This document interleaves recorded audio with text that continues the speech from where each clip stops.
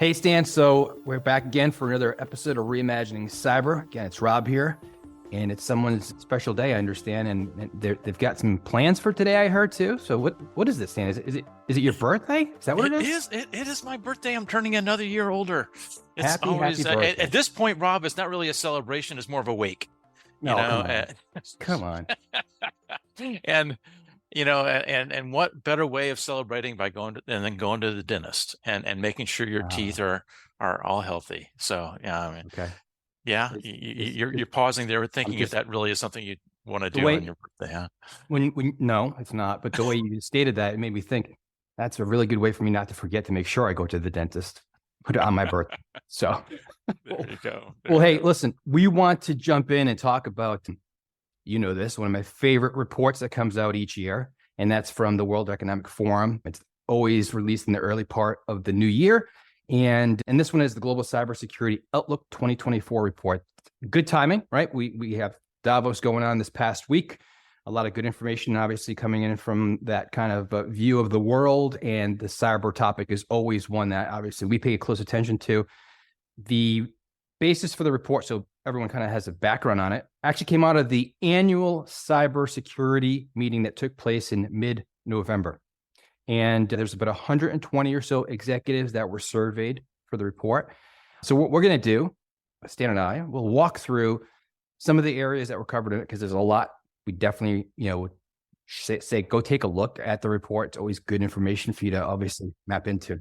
We'll provide a link to the report and the notes, right? We will. Good. There's 5 main themes that came out of this year's report. The first starts with really the geopolitical and technological environment and all the changes and obviously advancements in each of those. The second is around one we've always talked about too, is the cyber skills shortage and gap overall. Then there's all the emphasis on cyber resilience, which I think is great. We love that topic, Stan. Cyber inequity and cyber ecosystem. So what we thought would make sense is kind of just, delving a little bit into each of those, not very deep, but maybe what we'll do, Stan, is start with the first one around more of a view of the cybersecurity kind of economy and the actual growth that came out of the survey. So it's interesting to see, or maybe not that interesting to see. I think one number was a bit staggering for me, which is, yes, the cybersecurity sector itself, outpaced the overall global economy and the technology sector growth in 2023, but it actually outpaced the global economy by 4 times. Imagine that. Amazing. It's amazing. Yeah. Right. It's not to say, hey, we don't expect that it's going to be, moving very, very rapidly and great growth, but 4x, that's pretty shocking to me. But, key areas, of course, kind of tied into this is around a lot of the geopolitical tensions, the, uncertainties in the economy, again, everything globally from that point of view, and obviously all the technological advances, AI being a very, very relevant and very kind of focused topic within that report as well. And then just, what we're seeing across the areas of cybersecurity and how much more of a specific role it's playing in the business and operational and executive points of view. So I think it's a great kind of connection point back into a lot of what you and I have been talking about for the past few years now in this podcast itself. Yeah, and one of the topics that was highlighted in the report you mentioned was cyber resilience, and that is good to see that it is such a emphasis in the report. The report observes that cyber resilience is built step by step through prudent planning and long-term commitment to organizational change. And those that were surveyed show that that it does take patience to actually put these practices in place, but slowly they are actually having an impact. That it is making a difference. The number of leaders who reported that they had confidence that their programs were more resilient had risen steadily year over year by 20%. So that's good news. And I think they also indicate that in parallel, the level of awareness that executives have on the business side to cyber risk and cyber crime has also markedly increased. And that, may also have an impact on the ability to actually build in resilience to the organization, because they understand the risk more effectively. And that is good news. But The report does show that there's a growing divide that's growing between organizations that are well prepared for these cyber risks and those that are kind of lagging behind. And some of those factors could be, again, varying landscapes for threats, the economic conditions, there may be specific industry regulations that maybe drive that resilience into these organizations that have to be compliant, different rates of technology adoption. So there are a number of different factors, but they do observe that there is this growing divide between those organizations that are more resilient and those that aren't. Indeed. And that's one of the key areas that they also emphasized, which was cyber inequity. And so it plays right off of the point that, comes across for cyber resiliency, which is, larger organizations continue to mature their cyber resiliency capabilities. And again, I think that goes back to a point you were just bringing up, which is the business connection point. When we go back in time and think about the emphasis around cyber resilience, that was 3 to 4 years ago now. It was basically, Right. Yeah, it was 4 years ago now. It was basically time of the pandemic kicking off. And it logically made a lot of sense from the executive level, from the board, because they always thought about things from an operational resiliency point of view. So it's interconnecting that with cyber aspects. And I think it started to really play a strong role. Now, unfortunately, the flip side of that story is that the smaller to medium-sized organizations declined pretty significantly, plus 30%, going in the wrong direction for their capabilities around cyber resiliency. So a lot of work to be done there, but that's kind of the emphasis, which is many of those organizations goes back to difficult to find the right resources, sometimes to afford those resources, right? The skill shortage, the technology requirements and infrastructure investments they have to make. So they're a bit at times handcuffed. So again, that inequity really has played a very critical role, and that's one of the key emphasis again that they've called out in this year's particular report. So let's talk about generative AI, which obviously came to the fore in 23, right? 50% of the executives surveyed found that, or expressed that advances in adversarial capabilities due to generative AI is a grave concern for them. And unfortunately, fewer than 10% of the respondents believe that generative AI will give an advantage to the defenders over the attackers in the next couple of years. And so they think that the equation is in favor at the moment to the adversaries because it takes time to put in a counter set of security measures. I think the have and have nots again is another aspect of that inequity.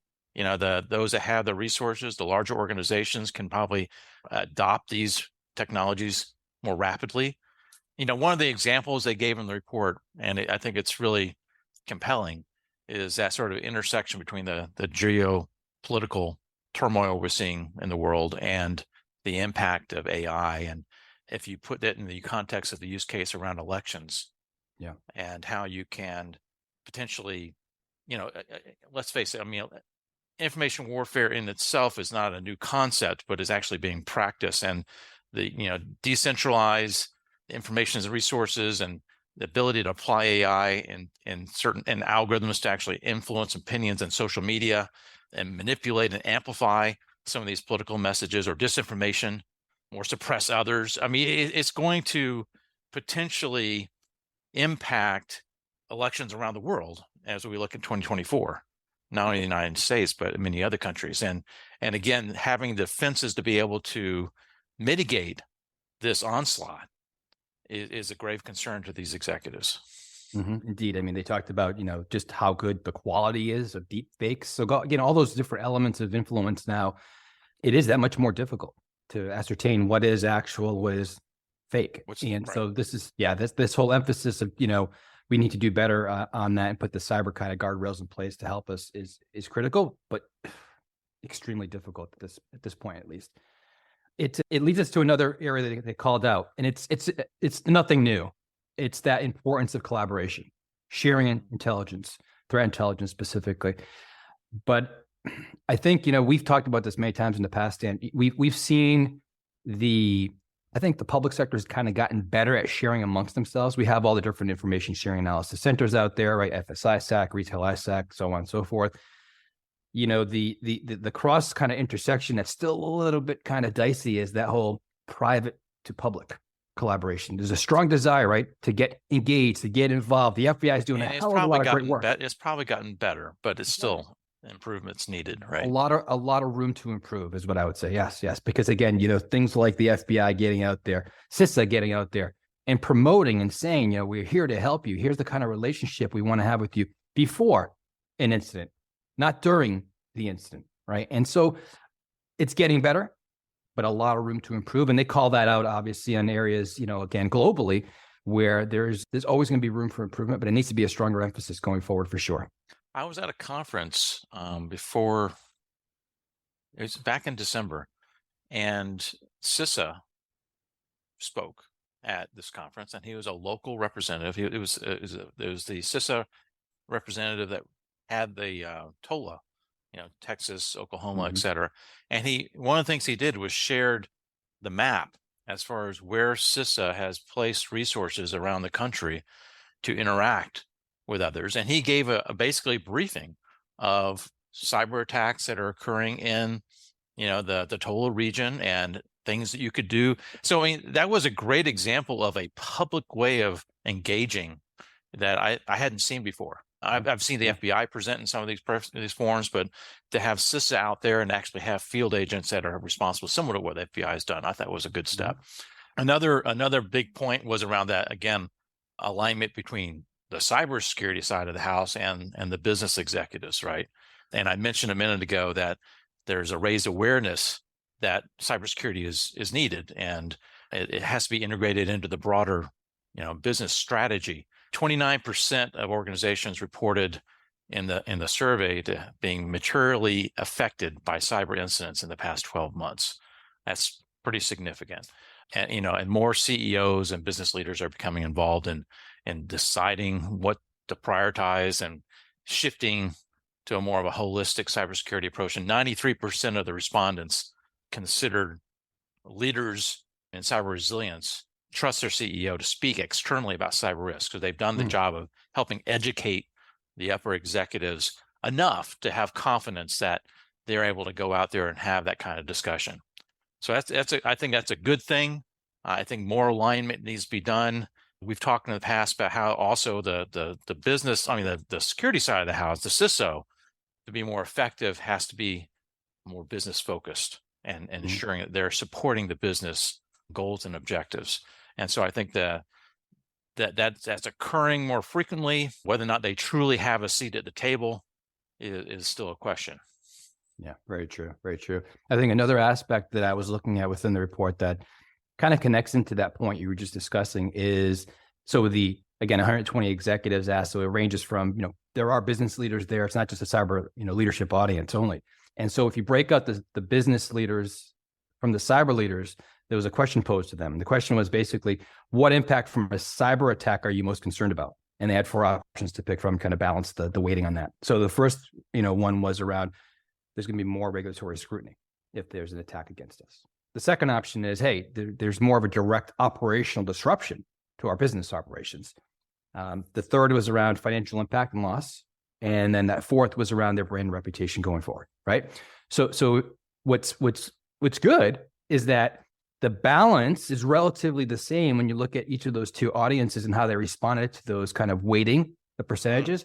And so, the lowest focal point, which I'm happy with, is the potential scrutiny from more regulatory pressure because of this. Right? So good. That's not the concern. Like, the concern was really very heavily weighted on the operational disruption to our business, to our operations, right? And then the direct financial loss, and then very closely followed by potential to the brand and, going forward, the reputational impact as well. So you think that balance is right, that even though regulation can be a driver, that it can be a driver, but it's not what they view as because this happened to us, now all of a sudden we're going to get whacked from a regulatory perspective, right? It's more about, hey, it's the operational aspect. It's the things that can happen to us financially. Maybe they kind of bucket that in the financial loss potentially, but it's also our reputation, our brand. And again, it's good from that financial loss perspective that they look at that holistically. So they could be including the regulatory scrutiny and penalties maybe within there as well, Stan. I'm not sure, but my point is, it's a relative close balance between the audience of traditional business leaders and cyber leaders and how they responded. So that's a good kind of point going forward, that sense of partnership and truly understanding the business aspects of things. The other thing that was called out was the impact relative to the risks associated to your ecosystem, right? Your third-party relationships. Mm-hmm. So a key aspect of that is obviously the tie into all of these different interconnection points for other organizations that you partner with to deliver different products to you, back Third to market. parties, All supply of that. chain, right? Yep. So all of it is very much a key aspect that we've been talking about for a while. Very heavily emphasized within this particular report as well this past year as a point of very close scrutiny of those interconnections. Are they secured? What are they doing? The third-party assessments that they're each conducting on each other now. So that kind of sense of going back and forth and a lot of kind of growth within that area as well. But over 40% of organizations, attributed an actual attack or incident that occurred to them that came through the third party. That number is not going down by any means. And again, more focus and emphasis in this area. If that's the weak link and the attackers can go through a third party to get to their ultimate target, I mean, they're seeing advantages of taking that approach, right? I mean, a large organization may have a lot of good funding to put in place strong security controls, but the third party they're using may be a much smaller organization, and so they can leverage that. So we're seeing that time and time again. Interesting. Again, this is another thing that we've been hitting on the podcast was cyber insurance was talked about in the report. As we've discussed with Dan Bowden from Marsh, who is a CISO at Marsh on episode 39, it's a great way for organizations to potentially defray financial costs of the inevitable cyber attack, right? And so it's part of that whole cyber resilience strategy organizations are putting in place.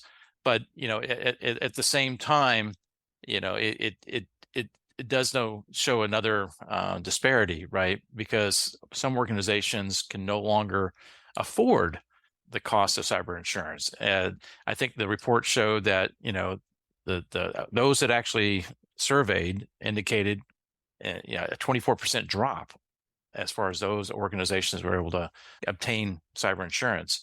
And the larger organizations, it may be more viable than smaller ones. It depends on your security budget and where you want to spend your funds. So as the number of attacks have increased and the insurers are locking down what it takes to actually obtain it, higher requirements and costs, it's going to be less viable as an option. But another thing in that whole area is, we talked about regulations a minute ago. There certainly was recognition. I think they said 60% of executives agree that cyber and privacy regulations are an effective way of helping reduce risk in the organization's ecosystem. And I think like 20% decrease in risk based on the last year. But it is an effective way of as driving things, but at the same time, it's not necessarily, as we've talked about before, equate to security, right? As far as the threats you're dealing with. There needs to be also a greater effort in harmonizing regulations around the world because it's difficult for organizations to comply to this fragmented set of regulations around the fabric we've got around the world. Just very difficult. It is the patchwork, right? It's a patchwork. That's the right word to use. Of regulations. Yeah, I think that's a great point. But the other thing, it's because the costs are so high. I wonder how many people organizations, I should say, are starting to actually self-insure. Like, let's put this amount of money aside associated to potential impacts, incidents that we have to account for, right? So, again, that wasn't in there, but something that likely is happening. Probably occurring. And again, smaller organizations can't do that. Right. So I think, again, a lot of great detail in that report. Again, it's one of my favorites. So we will share that it is single link and everyone can go back and take a look at in depth. Also, if you're interested, you can always go back and hear from our good friend, Marco Pineda, back in episode 10, who was the former head of cyber technology and innovation at the World Economic Forum. So good conversation, Stan. One of my favorite topics of the year to cover. So I'm happy we were able to get that on the slate. And I hope everyone enjoyed the episode today. And I'm just thrilled that you didn't sing happy birthday to me on the podcast. I really appreciate that. That's the closing. Don't you worry about that. All right. Thanks, Rob. Take care now. Hello, producer Ben here, and Rob and Stan mentioned a couple of previous episodes there, one of which was number 39, called Under the Hood of Cyber Insurance. It featured Dan Bowden, CISO at Marsh, the world's largest insurance broker and risk advisor. We had this thread going the other day about what happens when you're attacked by a nation state or suffer a catastrophic outage due to that.